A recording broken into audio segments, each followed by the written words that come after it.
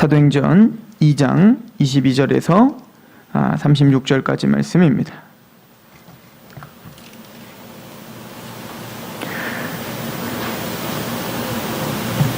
제가 봉독할 때 하나님의 음성으로 들으시길 소망합니다. 22절부터 봅니다. 이스라엘 사람들아, 이 말을 들으라. 너희도 아는 바와 같이 하나님께서 나사렛 예수로 큰 권능과 기사와 표적을 너희 가운데서 베푸사 너희 앞에서 그를 증언하셨느니라. 그가 하나님께서 정하신 뜻과 미리 아신 대로 내준 바 되었거늘 너희가 법 없는 자들의 손을 빌려 못 박아 죽였으나 하나님께서 그를 사망의 고통에서 풀어 살리셨으니 이는 그가 사망에 매여 있을 수 없었음이라. 다윗이 그를 가리켜 이르되 내가 항상 내 앞에 계신 주를 배웠으며 나로 요동하지 않게 하기 위하여 그가 내 우편에 계시도다. 그러므로 내 마음이 기뻐하였고 내 혀도 즐거워하였으며 육체도 희망에 거하리니 이는 내 영혼을 음부에 버리지 아니하시며 주의 거룩한 자로 썩음을 당하지 않게 하실 것이미로다. 주께서 생명의 길을 내게 보이셨으니 주 앞에서 내게 기쁨이 충만하게 하시리로다 하였으므로 형제들아, 내가 조상 다윗에게 대하여 담대히 말할 수 있노니 다윗이 죽어 장사되어 그 묘가 오늘까지 우리 중에 있도다. 그는 선지자라. 하나님이 이미 맹세하사 그 자손 중에서 한 사람을 그 위에 앉게 하리라 하심을 알고 미리 본 고로 그리스도의 부활을 말하되 그가 음부에 버림이 되지 않고 그의 육신이 썩음을 당하지 아니하시리라 하더니 이 예수를 하나님이 살리신지라. 우리가 다 이 일의 증인이로다. 하나님이 오른손으로 예수를 높이심에 그가 약속하신 성령을 아버지께 받아서 너희가 보고 듣는 이것을 부어 주셨느니라. 다윗은 하늘에 올라가지 못하였으나 친히 말하여 이르되 주께서 내 주에게 말씀하시기를 내가 내 원수로 내 발등상이 되게 하기까지 너는 내 우편에 앉아 있으라 하셨도다 하였으니 그런즉 이스라엘 온 집은 확실히 알지니 너희가 십자가에 못 박은 이 예수를 하나님이 주와 그리스도가 되게 하셨느니라 하니라. 아멘.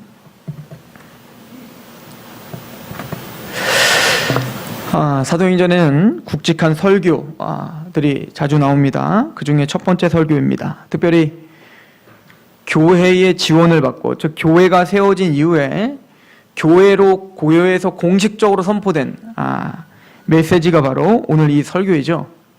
또 이 설교는 많은 사람을 회개로 이끌었던 능력의 말씀이기도 합니다. 사도행전을 통해서 우리가 지금까지 강의를 하면서 끊임없이 성령님에게 초점이 맞춰져 있는 것을 볼 수 있을 겁니다.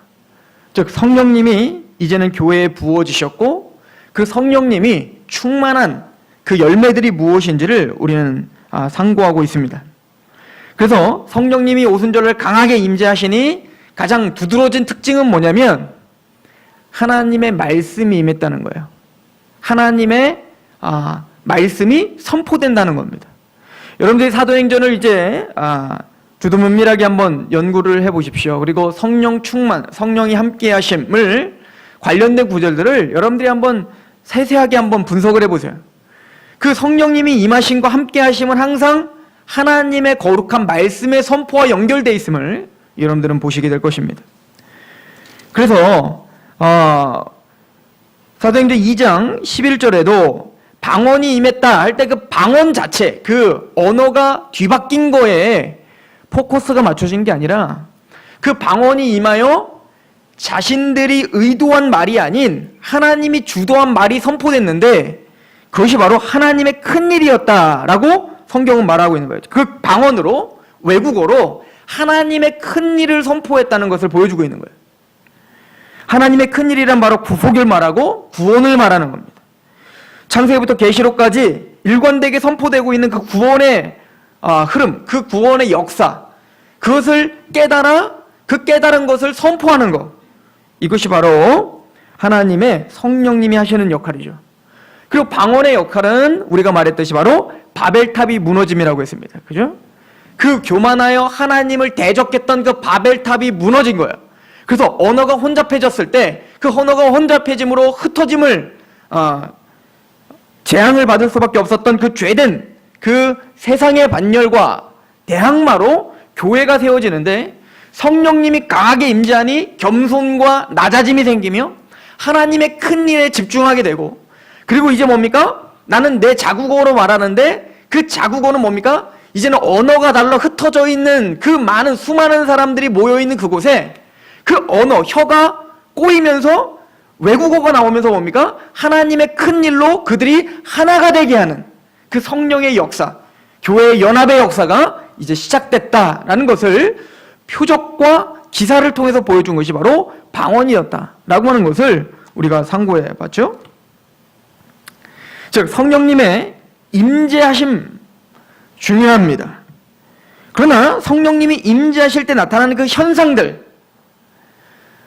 때로는 가슴이 메어질 정도로 감격스럽고 또 눈물이 나고 어쩔 때는 막 뜨거움이 느껴지고 어쩔 때는 알 수 없는 그 능력이 막 나를 휘감을 수도 있어요.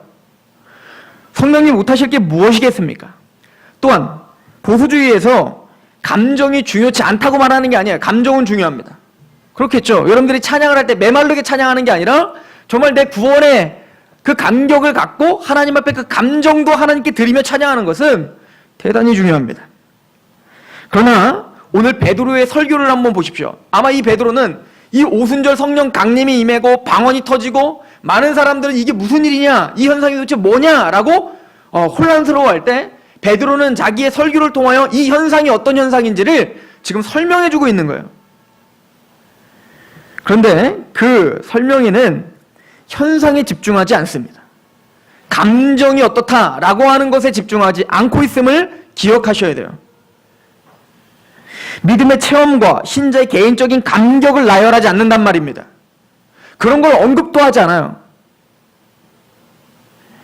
오늘 읽은 본문은 철두철미하게 나사렛 예수님께만 집중되어 있습니다.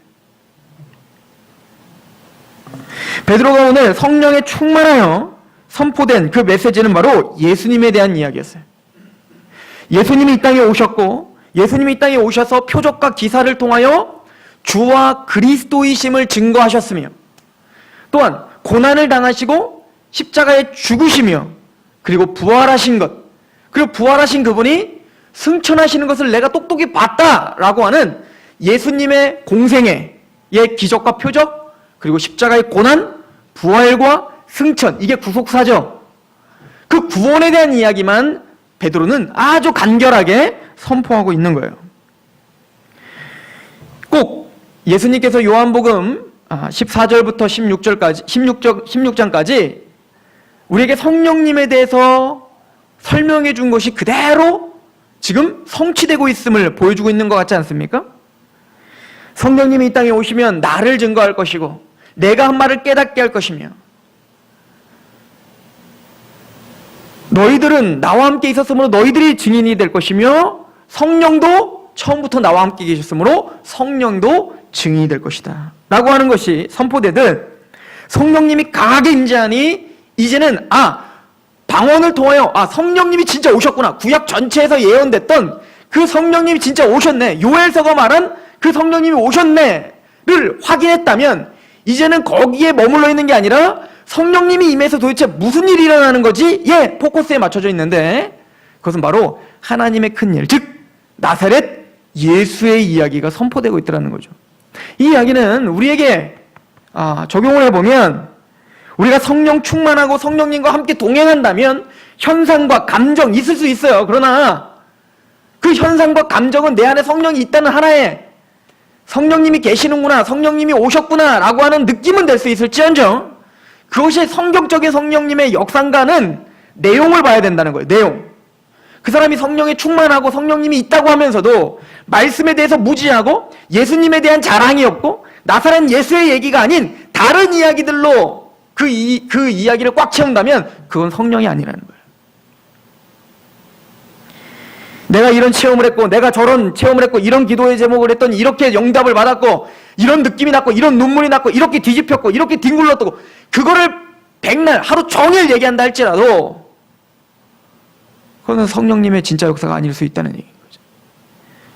그럼 성령님이 진짜 임한 사람인가 성령의 사람인가 아닌가의 표지는 사도행전을 통해서 우리가 배우는 바 나사렛 예수 그리스도의 이름을 그 나사렛 예수 그리스도의 그 이야기를 하고 있는가요? 그 예수님에게 집중하고 있는가? 그 예수님이 이 땅에서 하셨던, 하나님이 그분을 통해서 우리에게 이루려고 했던 그 목적, 그거를 알고 있고 그 환상과 그 비전을 보며 그 십자가에 감격하여 오늘도 누군가 날 건드리면 그것을 말하지 않으면 내 마음이 불이 타. 어쩔 줄 모르는 에레미야의 심정처럼 우리도 정말 그 복음 가운데 감싸져 있는가? 이것이 바로 성령의 사람인가 아닌가를 나누는 교두보가 될 것입니다. 그런데 어찌 보면 우리는 이 중차대한 내용에는 관심이 없고 그 현상에 목이 발라 이리저리 돌아다니는 것과 같은 현상들이 우리들 모습에 나타나기 때문에 문제가 되는 것입니다. 베드로의 설교는 성육신하신 그 예수님에게 집중했습니다. 그리고 그분의 표적과 기사를 통해서 그리스도와 주되심이 증거됐다라고 선포했습니다. 우리 오늘 본문을 한번 가보시기 바랍니다. 22절입니다. 이스라엘 사람들아 이 말을 들으라. 너희도 아는 바와 같이 하나님께서 나사렛 예수로 큰 권능과 기사와 표적을 너희 가운데서 베푸사 너희 앞에서 그를 증언하셨느니라. 예수님이 그리스도와 주로 증거된 그 증거의 여러 가지 요소들이 있는데 첫 번째는 표적과 기사예요. 그러니까 이 표적과 기사는 어느 시대나 항상 나타나는 기사와 표적이 아니라는 얘기인 거예요. 그건 독특한 거예요. 메시아 대심의 아주 확실한 예언인 거예요.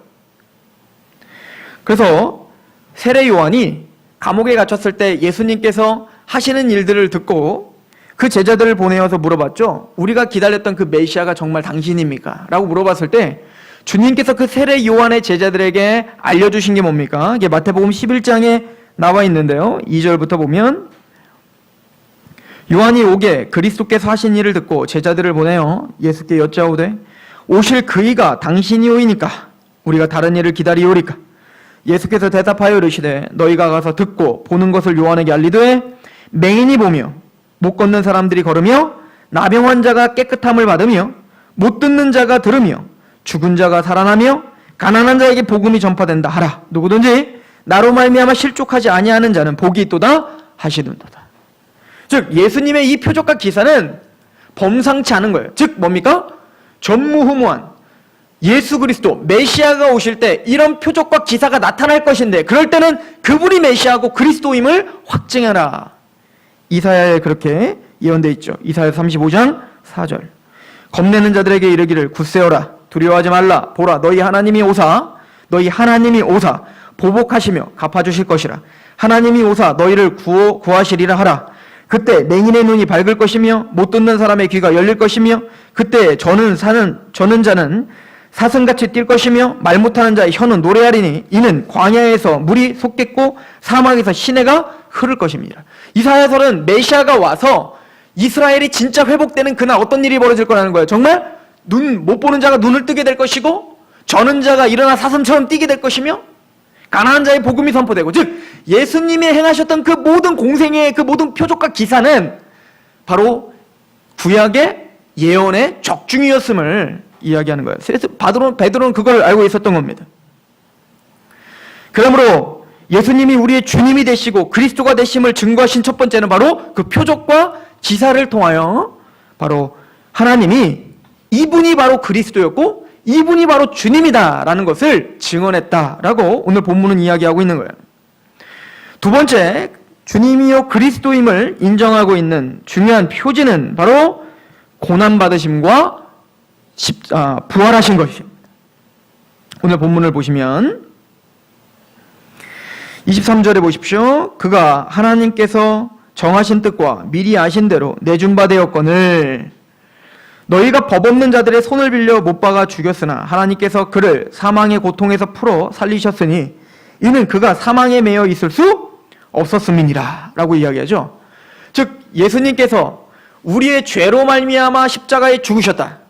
또한 그 유대인들의 무지함, 총명하지 못함, 그 표적들을 분명히 보여 알려줬건만 그 표적을 통한 이 유익에만 관심이 있었어요. 그래서 오병이어 기적을 베풀면 그 오병이어 기적을 통해서 진짜 생명의 떡이시고 생명의 음료이신 그 메시아가 이분이구나 라고 믿었어야 되는데 그거에는 관심이 없고 그래 이분은 나에게 빵과 음료를 주는 나의 삶을 윤택하게 해주는 유익을 주는 그런 메시아구나 라고 생각하고 무식하게 무지하게 어떻게 했다는 거예요? 그 예수를 못 박아 죽었다는 거예요. 나에게 이런 더 이상 빵과 물과 나에게 이런 물고기를 주지 않는 메시아는 필요 없다는 거죠. 내 인생의 실제적인 필요를 채워주지 못하는 메시아는, 영적인 얘기, 뜬구름 잡는 얘기하는 메시아는 필요 없다는 거예요. 그래서 십자가에 못 박은 겁니다.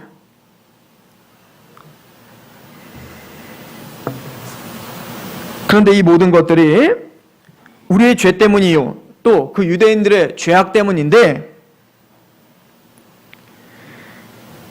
이것은 단순히 우연이 아니라 바로 하나님의 강권적인 주권이었고 섭리였음을 사도 베드로는 이야기해주고 있는 겁니다.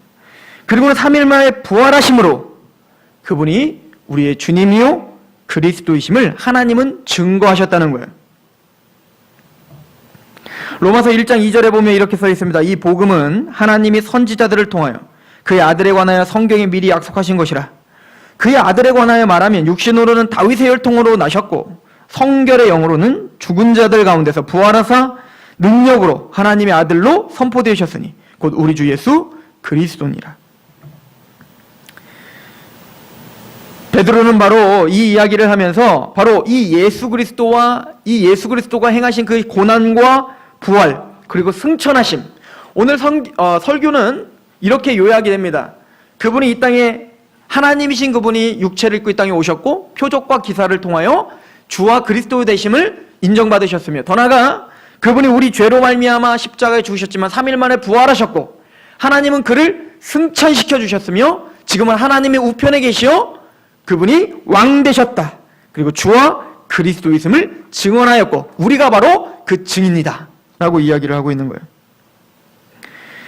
사도 베드로는 성령 충만하여 자신이 목격했던, 자신이 직접 체험했던 그 예수 그리스도에 대해서 지금 설명하고 있는 겁니다. 이거는 우리가 할 수 없는 사도 베드로만의 특권이죠. 사도들만의 특권이에요. 이 사도들의 특권은 뭐냐면 예수님을 직접 목격했다는 겁니다. 우리는 예수님을 직접 못 봤잖아요. 그래서 여러분들 우리 사도행전 1장에서 사도 11사도 중에 이제 한 명을 더 보충하기 위하여 그 사도를 마띠아를 껴넣을 때, 제비뽑기를 할 때 사도가 될 수 있는 요건이 뭐였어요? 하나를 제시하죠. 뭡니까? 예수님의 세례부터 공생애 때부터 십자가의 죽으심과 부활과 승천, 그 모든 것을 우리와 함께 목격한 자, 그 사람만이 뭡니까? 바로 사도의 자격이 되는 거예요. 그러므로 사도적 선포라고 하는 것은 바로 그 예수님의 십자가와 부활, 승천, 이 모든 것들을 직접 목격한 것, 이것이 바로 사도들의 선포였죠. 요한일서 1장에 보면 사도 요한도 그렇게 말해요. 요한일서 1장 1절에 태초부터 있는 생명의 말씀에 관하여는 우리가 들은 바요, 눈으로 본 바요, 자세히 보고 우리의 손으로 만진 바라. 이 생명이 나타내신 바 된지라. 이 영원한 생명을 우리가 보았고 증언하여 너에게 전하노니 이는 아버지와 함께 계시다가 우리에게 나타내신 바 된 이시라. 우리가 보고 들은 바를 너희에게 전함은 너희로 우리와 사귐이 있게 하려 함이니 우리의 사귐은 아버지와 그의 아들 예수 그리스도와 더불어 누림이라. 우리가 이것을 쓰면 우리의 기쁨이 충만하게 하려 함이라. 사도 요한은 이렇게 말합니다. 우리는 태초부터 계셨던 그 생명의 말씀, 만세전부터 예언됐던 그 생명의 말씀이신 예수님을 우리는 직접 눈으로 봤고 귀로 들었고 손으로 그 예수님을 만졌어요. 그리고는 우리가 직접 목격한 예수 그리스도를 지금 증언하고 있다는 거죠. 증언하는 목적은 하나라는 겁니다. 바로 하나님과 그 아들 안에서 우리와 더불어 사귐이 있게 하기 위해 교제, 코이노니아.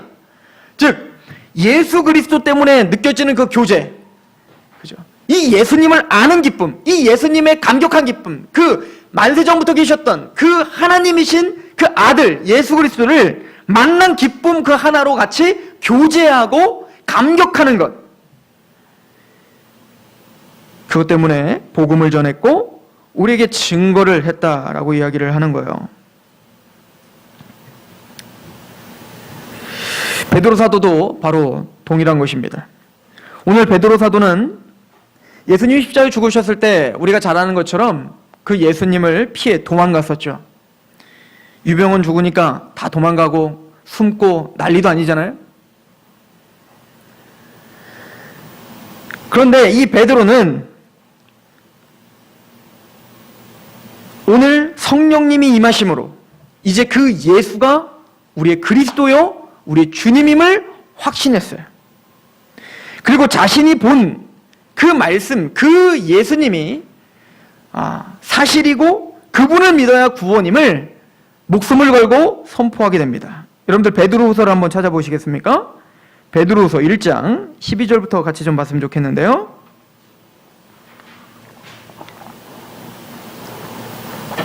베드로후서를 기록했을 당시에 베드로는 이제 죽음을 앞둔 상태입니다. 나이가 많이 들어서 하나님 앞에 이제 나아가기 전입니다. 12절에 그러므로 너희가 이것을 알고 이미 있는 진리에 서 있으나 내가 항상 너희에게 생각나게 하려 하노라. 내가 이 장막에 있을 동안에 너희를 일깨워 생각나게 함이 옳은 줄을 여기노니 이는 우리 주 예수 그리스도께서 내게 지시하신 것 같이 나도 나의 장막을 벗어날 것이 임박한 줄 알미라.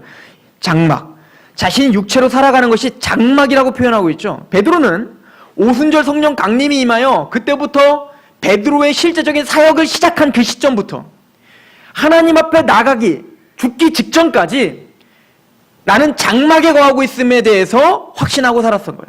예수님의 십자가와 부활과 그 예수, 그리스도를 발견하고 믿는 그 즉시 그분이 나의 주님이구나, 나의 그리스도구나를 믿는 그 즉시 나는 이제 장막에 거하는 사람이구나. 언제든지 주님이 명하신 것처럼 이 장막은 벗어버릴 거고 내 진짜 삶, 나의 진짜 존재는 바로 영원한 세상에 있구나 라고 하는 것에 대한 명확한 인식을 하며 살았죠.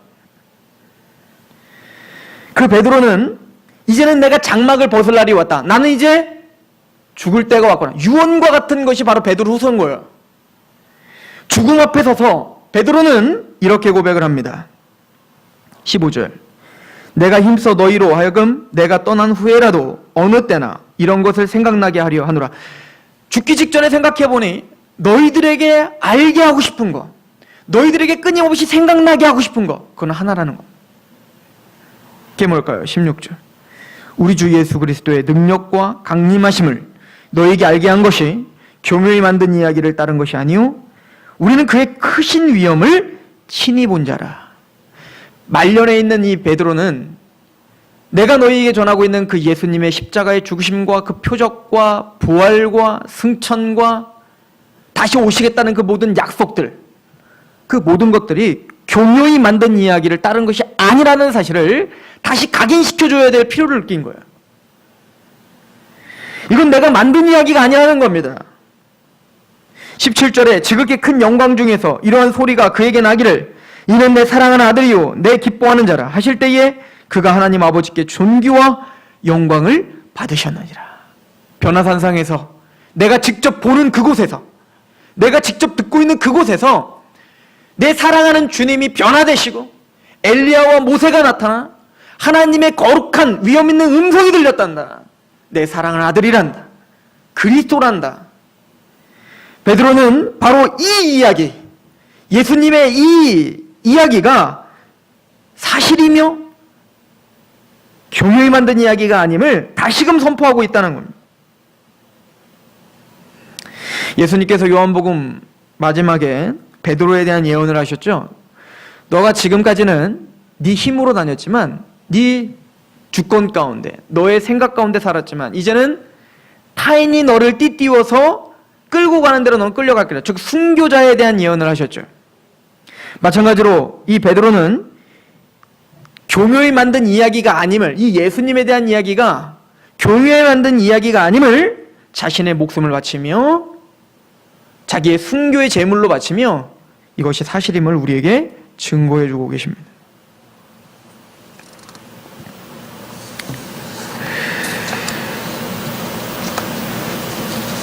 고린도전서 15장에도 바울도 이렇게 이야기를 합니다. 내가 받은 것을 먼저 너희에게 전하였노니 이는 성경대로 그리스도께서 우리 죄를 위하여 죽으시고 장사되시는 바 되셨다가 성경대로 사흘 만에 다시 살아나사 게바에게 보이시고 후에 12 제자와 그 후에 500여 형제에게 일시에 보이셨나니 그 중에 지금까지 대다수는 살아있고 어떤 사람은 잠들었으며 그 후에 야고보에게 보이셨으며 그 후에 모든 사도에게와 맨 나중에 만삭되지 못한 난자 같은 내게도 보이셨느니라. 나는 사도 중에 가장 작은 자라. 나는 하나님의 교회를 박해하였으므로 사도라 칭함 받기를 감당하지 못할 자이니라. 사도 바울이 바울된 것. 사도 바울도 마지막 하나님 앞에 섰을 때 자신의 모든 삶을 하나님 앞에 전제로 드렸다. 자신의 인생을 하나님의 제단에 부었다라고 이야기를 하죠. 그렇게 그들을 헌신시키게 만들었던 것, 그렇게 하나님 앞에 집중하고 그렇게 자신의 그 삶을 모두 하나님 앞에 전제의 제물로 바칠 수 있었던 것은 부활하신 주님을 직접 목격했기 때문이에요. 이것이 바로 사도들의 체험입니다. 그런데 베드로는 오늘 본문에서 자신의 체험을 이야기하지 않죠. 자신이 예수님을 어떻게 만났고 예수님을 따라다닐 때 어떤 기적이 일어났고 어떤 표적이 일어났고 그 표적이 얼마나 신기했고 그 표적 때문에 내가 얼마나 감격했고 너희들도 다 그거 봤잖아 이런 식으로 선포하지 않습니다. 침묵을 지키고 계시죠.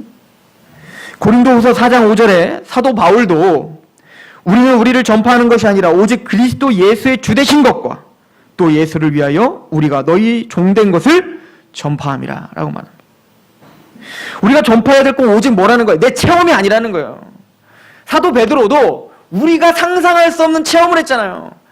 바울도 그렇죠. 바울이 어느 지역에 갔더니 거기 갔더니 뭐 나는 뭘 봤네, 나는 어떤 체험을 했네, 난 신비하네, 뭐 해네. 그것 때문에 논쟁이 있고 싸움이 있고 교회를 혼란스럽게 합니다. 그래서 사도 바울은 내가 너희들에게 부득불 자랑한다. 부득불 자랑한다. 내가 아는 한 사람이 산층천을 보고 왔다. 그런데 그거 내가 입 밖으로 말 한 번 하지 않았다. 그것은 지금 내가 천국을 보고 왔다는 사도 바울의 자랑이 아니에요. 원래는 그걸 쓰려고 하지도 않았어요. 아무에게도 말하지 않았던 것입니다. 그런데 나는 뭘 봤네, 뭐 했네, 그 체험을 자꾸 강조하고 그것을 자기를 부각하고 있는 그 사람들을 향하여 바울은 말하는 겁니다. 우리는 우리를 전파하는 것이 아니라 오직 그리스도 예수의 주되신 것과 또 예수를 위하여 우리가 너희 종된 것을 전파. 이거밖에 전파할 게 없다는 거예요. 예수님이 자랑되고 예수님을 이야기하고 예수님의 그 사역과 복음을 이야기하는 거지 내가 어땠고 내가 과연 이랬는데 그 체험은 중요한 걸 수도 있어요. 여러분들에게 개인적으로 어떤 감격, 여러분들에게 있었던 기도의 어떤 응답들 좋은 것일 수 있습니다. 그러나 그 현상을 강요하거나 그 현상에 집중하도록 사람들에게 이야기하지 마십시오. 우리가 전파해야 될 것은 오직 복음이라는 거예요. 예수님 이야기. 이게 사도 베드로의 설교를 통하여 우리가 배우는 점입니다. 그래서 베드로는 그런 여러 가지 체험을 했지만 아니 예수님을 직접 받고 막 예수님이 부활한 그 몸을 직접 만져보기도 했잖아요. 그러나 사도행전을 읽어보십시오. 베드로 전후서를 읽어보십시오. 어디 베드로가 자신의 체험을 강조하여 그것을 자랑하고 그것을 전파한 적이 있는가? 한 번도 없더라는 겁니다. 근데 왜 우리는 그걸 자랑할까요? 왜 예수 그리스도 복음을 선포하기보다 내가 이런 체험을 했고 내가 이렇게 했네를 왜 그렇게 선포할까요? 베드로는 아까 베드로후서 1장에 나는 그걸 보았다. 그 신비한 것을 보고 교묘히 만든 게 아님을 나는 목숨을 바쳐 증거한다 라고 이야기하고 그러나 나에게는 더 확실한 예언이 있다 라고 선포합니다. 그 체험이 중요한 게 아니고 내가 그걸 본 거는 너무 중요하고 사도적인 어떤 권세가 있는 거지만 그것이 나를 감격시키는 게 아니란다. 나에게 진짜 감격이 되는 것은 성경이란다 라고 표현하고 있는 거예요. 여러분들 베드로후서 1장을 다시 한번 가보세요. 아까 변화산상 이야기를 하며 이어서 하는 것입니다. 베드로가 베드로후서 1장 19절 또 우리에게는 더 확실한 예언이 있어 어두운 데를 비추는 등불과 같으니 날이 새어 샛별이 너희 마음에 떠오르기까지 너희가 이것을 주의하는 것이 옳으니라. 먼저 알 것은 성경의 모든 예언은 사사로이 풀 것이 아니니 예언은 언제든지 사람의 뜻으로 낸 것이 아니요 오직 성령의 감동하심을 받은 사람들이 하나님께 받아 말한 것입니다. 베드로는 아는 거예요. 내 체험이 아무리 그럴듯하여도 그것보다 더 확실한 증거와 예수님의 주되심과 그리스도 되심의 주되심은 바로 성경의 예언한 성취다. 즉 성경의 그분에 대한 예언이었고 그 예언이 그분에게 적중한 것. 즉 성경의 그 증거가 나를 감격하게 했고 나를 더 확실하게 반석을 깔아주었다는 것을 강조해주고 있어요. 말씀의 중요성이죠. 오늘 본문을 보십시오. 사도행전 2장 30절을 한번 가보세요. 30절에 이렇게 말합니다. 그는 선지자라 하나님이 이미 맹세하사 그 자손 중에서 한 사람을 그 위에 앉게 하리라 하심을 알고 미리 본고로 그리스도의 부활을 말하되 그가 음부의 버림이 되지 않고 그의 육신이 썩음을 당하지 아니하시리라 하더니 이 예수를 하나님이 살리신지라. 우리가 다 이 일의 증인이로다. 하나님이 오른손으로 예수를 높이심에 그가 약속하신 성령을 아버지께서 받아서 너희가 보고 듣는 이것을 부어주셨느니라. 다윗은 하늘에서 올라가지 못하였으나 친히 말하여 이르되 주께서 내 주에게 말씀하시기를 내가 내 원수로 내 발등상이 되게 하시기까지 너는 내 우편에 앉아 있으라 하셨도다 하였으니 그런즉 이스라엘 온 집은 확실히 알지니 너희가 십자가에 못 박은 이 예수를 하나님이 주와 그리스도가 되게 하셨느니라. 베드로는 오늘 설교에 어디 집중하고 있냐면 그 나사렛 예수인데 그 예수님이 어디에 예언됐음을 집중하고 있습니까? 바로 구약 전체, 구약이 바로 그 예수님을 예언하고 있다는 것을 집중하고 거기에 감격하고 있는 거예요. 이것이 진짜 증거다.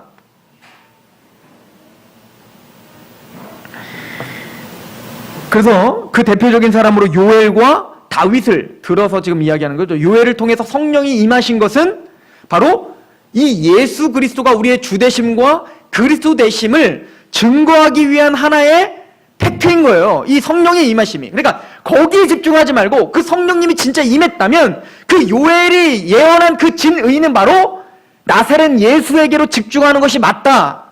그리고 이것을 말하기를 다윗이 말한 바, 다윗도 선지자로서 이야기한 바, 바로 예수님께서 십자가에 죽으셨다가 부활할 것에 대해 시편에 이렇게 예언되어 있었던 것이다. 육체가 썩음을 당하지 아니할 것이요. 그리고는 다윗은 지금까지 무덤에 있지 않냐. 그러니까 이것은 다윗이 자기를 향한 말이 아니잖아. 그러니까 이 예언은 바로 메시아이신 예수 그리스도에 대한 예언이란다. 바로 예수님이 그 자손, 다윗의 자손이신 그 씨이신 그 예수님이 십자가에 죽으셨다가 부활하실 이 메시지가 바로 구약의 이 메시지라 한다. 베드로는 이것으로 증거를 삼았고 이것이 그를 감격하게 했던 것입니다. 그리고 성령이 충만하니 그 말씀을 들어 예수님의 복음을 선포하고 있는 거예요. 사도들은 그 예수님을 직접 보고 증언했지만 우리는 달라요. 그죠? 베드로전서 1장을 보시면 8절입니다. 1장 8절. 예수를 너희가 보지 못하였으나 사랑하는도다. 이제도 보지 못하나 믿고 말할 수 없는 영광스러운 즐거움으로 기뻐하나니. 우리 얘기죠. 베드로는 직접 봤습니다. 그런데 우리는 예수님을 보지 못합니다. 그래서 재밌는 건 우리는 예수님의 십자가와 부활과 승천을 직접 보지 못했는데 그분을 믿고 그분을 사랑하고 있다는 거예요. 9절에 믿음의 결국 곧 영혼의 구원을 받습니다. 그것을 믿으면 사도 베드로의 이 진심 어린 이 선포와 성령님의 역사로 우리가 이게 믿어진다면 우리는 영혼 구원을 받게 될 것입니다.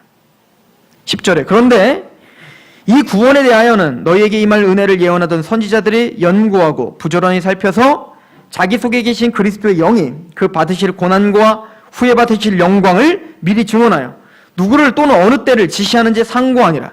이 섬긴 바가 자기를 위한 것이 아니요 너희를 위한 것임이 계시로 알게 되었으니 이것은 하늘로부터 보내신 성령을 힘입어 복음을 전하는 자들로 이제 너희에게 알린 것이요 천사들도 살펴보기를 원하는 것이라.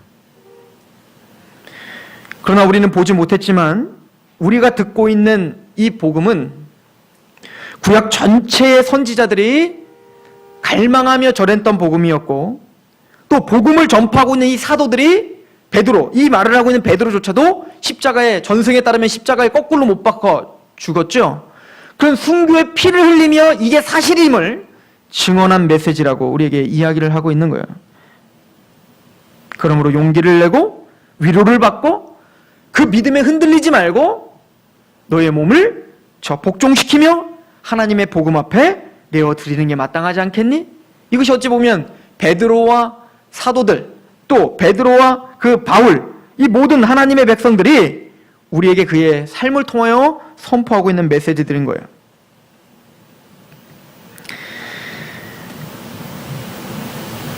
오늘 보시면 우리 죄로 인하여 예수님이 죽었지만 중요한 메시지가 하나 선포됩니다. 사도행전 2장 22절에 이스라엘 사람들아 이 말을 들으라. 너희도 아는 바와 같이 하나님께서 나사렛 예수로 큰 권능과 기사와 표적을 너희 가운데서 베푸사 너희 앞에서 그를 증언하셨느니라. 그가 하나님께서 정하신 뜻과 미리 하신 대로 내어준 바 되었거늘. 유대인들의 무지함과 죄로 말미암아 죽임을 당했고 또 우리의 죄 때문에 죽임을 당한 게 사실입니다. 그러나 궁극적으로는 하나님이 미리 정하신 뜻과 그의 주도권적인 능력으로 주님은 죽임을 당하신 거예요. 이걸 에베소서 1장 4절은 말합니다. 그 창세전에 그리스도 안에서 우리를 택했다. 즉 우리가 있기도 전에, 우리가 타락하기도 전에 이미 창세전에 이미 그리스도 안에서 우리를 구원하고자 하나님은 의도하셨고 목적하셨고 계획하셨다는 거예요. 이게 사도 베드로의 오늘 설교의 핵심입니다.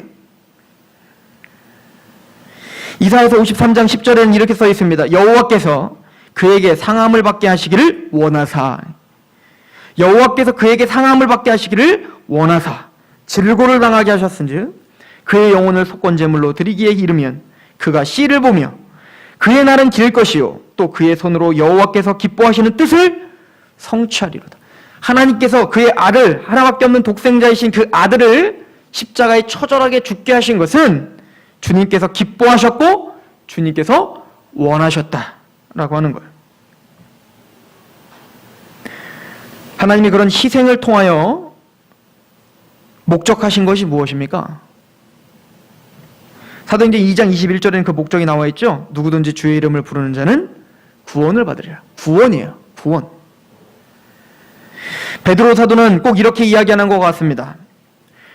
너희는 하나님의 아들된 우리의 주인이요 우리의 그리스도이신 그분을 여러 가지 표적을 통해서 보여줘 그분이 하나님의 아들이며 그리스도 메시아임을 알려줬는데 너희들은 너희의 유익과 이기적임 때문에 그 예수를 못 박아 죽였다.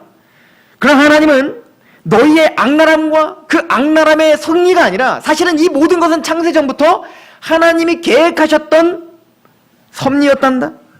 하나님은 너희와 싸워 져서 예수님을 죽인 게 아니라 하나님은 승리하신 거다. 하나님은 손이 짧아 그를 구원시키지 못한 것이 아니요 능력이 없어 그 예수를 아무 힘 없이 십자가에 죽게 하신 것이 아니다. 그분은 부활하셨고 승천하셨으므로 이제는 생명의 부활의 시대가 다시 선포되고 너희들의 그 교만과 너희들의 그 죄성을 다 처리하시기 위한 하나님의 승리의 섭리였단다. 그 목적은 바로 너희의 구원이다. 그러므로 자기 아들을 희생하면서까지 이 구원의 역사를 주도하시는 그 하나님의 열심과 그 하나님의 주권과 그 하나님의 위엄이 있음 앞에 무릎 꿇어라. 그분을 막을 수 없다. 그분의 이 메시아에 대한 예언이 몇천 년 동안 예언됐던 구약이 이렇게 적중된 것처럼 앞으로 그 예수님은 주와 그리스도가 되시고 더 완벽하게 재림하시어 만왕의 왕이요 만주의 주로서 재림하실 것인데 그 전에 빨리 그 왕 앞에 무릎을 꿇어라. 그분은 너희를 구원하시기를 기뻐하셨으며 그 모든 하나님의 열심 안에 너는 살고 있다라고 하는 것입니다. 이것은 우리에게 큰 은혜입니다. 첫 번째, 구원이란 바로 죄에서 구원이죠. 하나님은 이런 열심과 이런 은혜로 말미암아 우리를 죄에서 구원해 주셨고 그 죄 때문에 받아질 그 저주와 재앙으로부터 형벌로부터 우리를 구원해 주신 거예요. 더 나아가 이 구원은 영화로운 백성답게 하는 것, 또 영광스러운 그 자리로 승리하는 삶,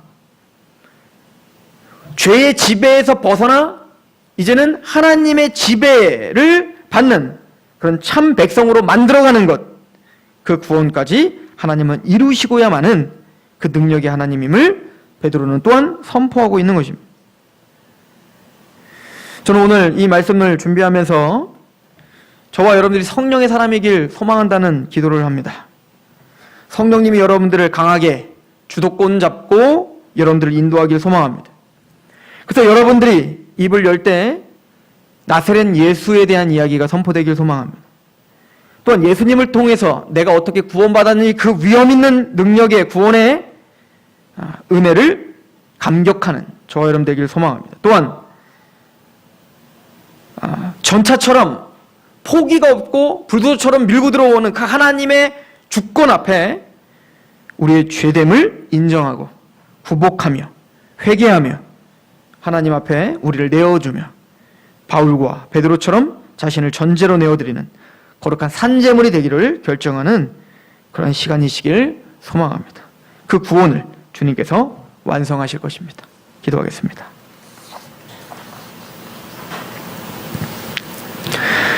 우리의 주님이시며 우리의 그리스도이신 예수님을 봅니다. 성령님이 강하게 임재하시며 하나님의 큰 일, 즉 예수 그리스도를 통한 구원의 역사를 우리에게 알게 하신 하나님, 베드로의 이 목숨을 건 증거와 성령님의 확실하고 명확한 인치심을 통하여 우리가 예수님을 보지 못하였으나 사랑하고 영광스러운 그 영광을 바라보며 기뻐하는 하나님 백성들이 여기 앉아 있습니다. 아버지, 내 삶 속에서 이 복음이 더 영화롭게 되며 이 복음으로 말미암아 힘을 얻고 우리의 삶 속에서 주님을 증거하는 그런 파수꾼의 역할을 감당할 수 있도록 인도하여 주옵소서. 그 부활의 주님을 만나 감격한 베드로와 바울처럼 우리가 그 부활의 주님 때문에 우리가 이 땅을 살아가는 이유가 있게 하여 주옵소서. 예수 그리스도의 이름으로 감사하며 기도합니다.